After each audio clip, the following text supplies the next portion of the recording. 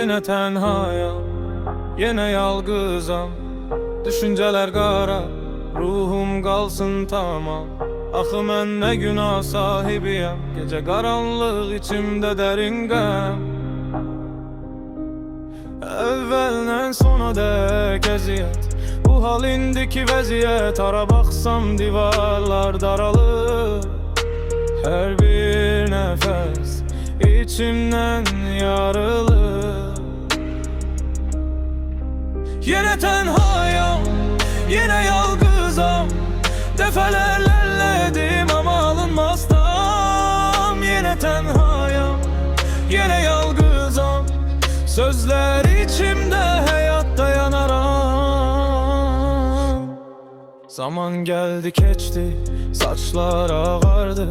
Hayatın rengi soldu, heves yandı. İnsan soyuyor, istir bitsin. Bir anlık sükut, her şey geçsin. Benimki yaşamak değil nefes almak. Her adımda hayat beni yok saymak. Hayatım 5 sayfa, yüreğim galaktika. Gözlerimde dünya, kalbimde nostaljigalar. Yine tenhayam, yine yalgızam.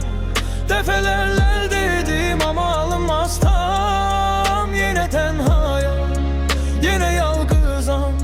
Sözler içimde hayatta yanaram. Yine tenhayam, yine yalgızam. Defalarla dedim ama alınmaz tam. Yine tenhayam, yine yalgızam.